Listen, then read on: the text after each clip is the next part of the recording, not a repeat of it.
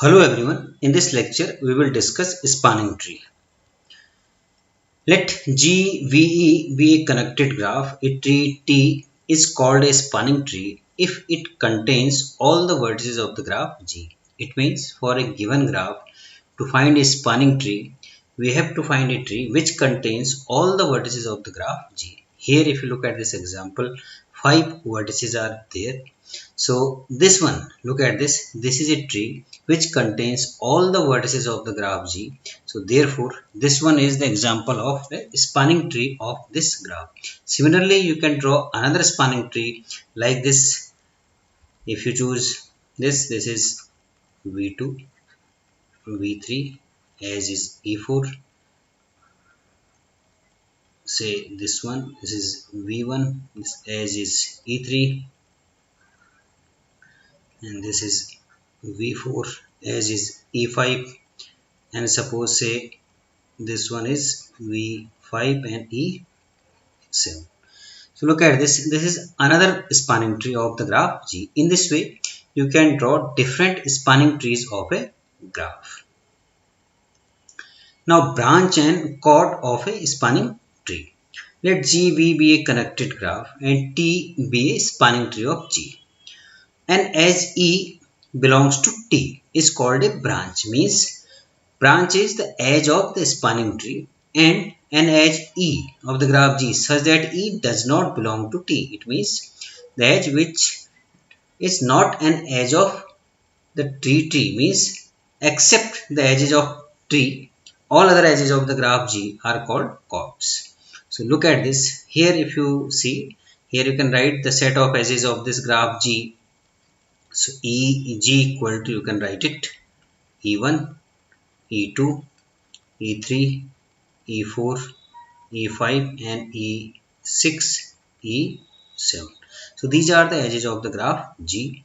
Now look at this. This is spanning tree, say T, this graph is G. So you can write ET. This equal to, you can write E1, E3, E5 and E6. So these are branches with respect to spanning tree T. Now if you subtract this set from this set, then we will get the remaining set of edges. This equal to E4, E2 and E7. So these are chords with respect to this spanning tree. It means branch and chords. These sets are set of branches and chords are defined with respect to a spanning tree. It means if you change the spanning tree, these sets will be changed. So every time we define branch and chord with respect to a spanning tree, it means first we have to select a spanning tree, then you can define branch and chords accordingly. Now one theorem, let GV be a connected graph with n vertices and E edges. Then G has n minus 1 tree branches and E minus n plus 1 chords with respect to any spanning tree T. So it's very easy to prove this theorem. You know, since a spanning tree contains all the vertices of the graph G, it means if there are n vertices in the graph G, then a spanning tree will have n vertices. Now, spanning tree is a tree itself, and you know that a tree with n vertices has n minus 1 edges, and these edges of the tree are basically the branches of spanning tree. So if there are n minus 1 edges, it means n minus 1 branches will be there. So this is the first part. Now to find the number of chords means all other edges except these branches are chords. So in all, if there are E edges, so the remaining edges E minus n minus 1, and if you simplify it, E minus n plus 1. So these are number of chords. So for any spanning tree, if a graph is given with n vertices and E edges, then for any spanning tree there will be n minus 1 branches and E minus n plus 1 chords. Now rank and nullity. Let GVE be a graph with n vertices and E edges and k components. Here k component means if k equal to 1, then graph is connected graph, but if k is greater than 1, then graph is a disconnected graph. So it is defined generalized way.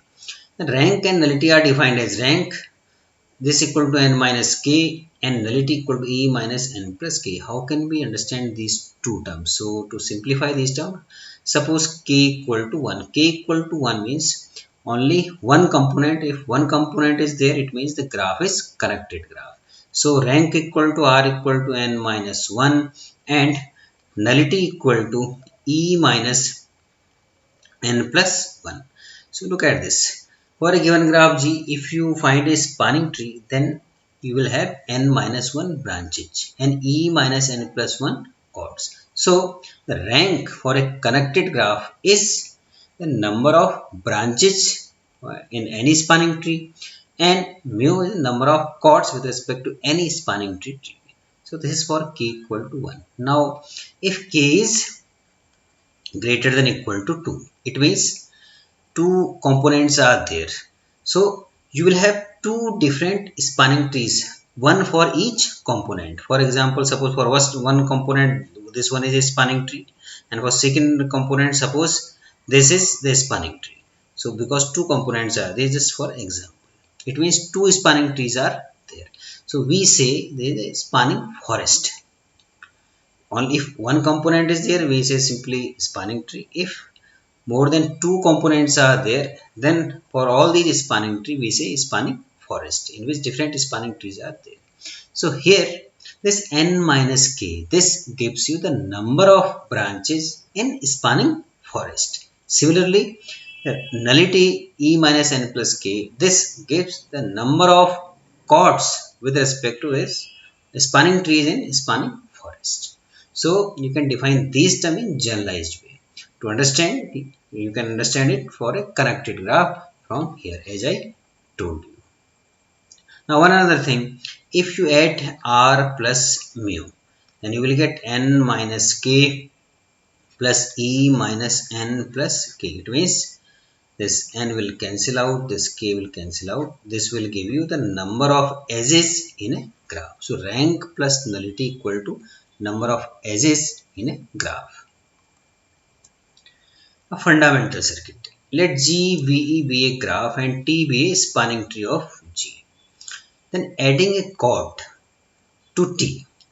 If you have a spanning tree, then you can write branches and chords with respect to the spanning tree. Now if you add a chord to T, then you will get a circuit, and this circuit is known as fundamental circuit. Look at this. Here this one is the spanning tree. This is the graph GVE, and this is a spanning tree T. So here look at this. For this spanning tree, the set of edges E1, E3, E5 and E6, these are branches. These are branches. And if you write chords will be E4, E2 and E7. So this is a set of branches, this is a set of chords. Now if you add any one chord, suppose for example E4. So if you add E4, then you will get a circuit V1, E1, V2. This is E4, V3, E3, V1. So this circuit is known as fundamental circuit.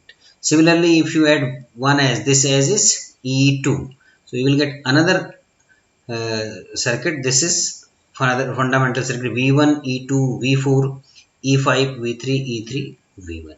Similarly, if you add E7, you will get another fundamental circuit E7, V5, V3, E7, V5, E6, V4, E5 and V3. So it means if there are three chords, then you will have three fundamental circuits. For each chord you will get one fundamental circuit.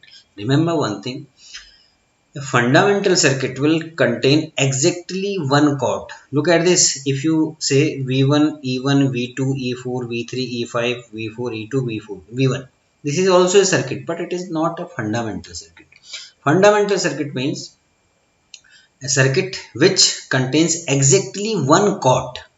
Then you will say this is a fundamental circuit. So there are three fundamental circuits. First one is this one, second one is this one, and the third one is this one. So if there are, suppose for example, X chords, then X fundamental circuits will be there.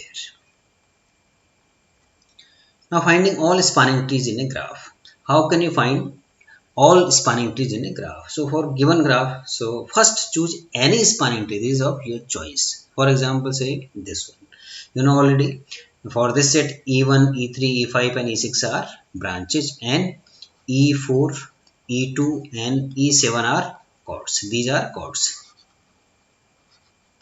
Now to find the next spanning tree, what we can do? Simply add one chord to this spanning tree. Suppose if you add this one, so this is E4. Now you will get a circuit. This is fundamental circuit. Now from this fundamental circuit, remove one branch. For example, suppose if you remove E1, then you will get graph in this way. So this is another spanning tree. If you remove E3, you have two possibilities. You can remove E1 or you can remove E3. If you remove E3, then you will get this graph. This will give you another spanning tree. So in this way, if you add E2, then here you will get a circuit. Then you can remove these two branches E3 and E5.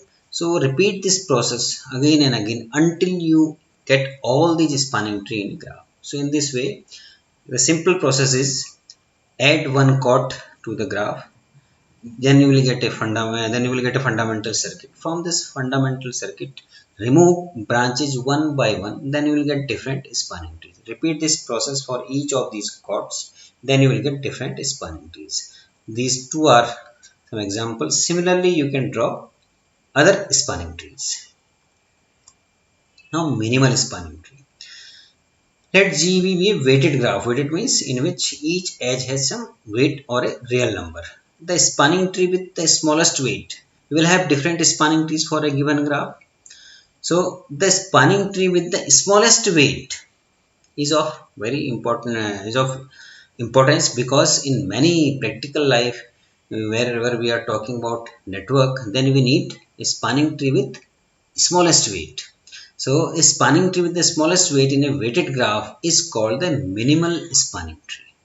And this is one of the important problem in graph theory, to find the minimal spanning tree. So this is minimal spanning tree, and there are some methods or algorithms to find minimal spanning tree in a graph, which we will discuss in next lecture. So I hope that you got the concept of spanning tree and related concepts.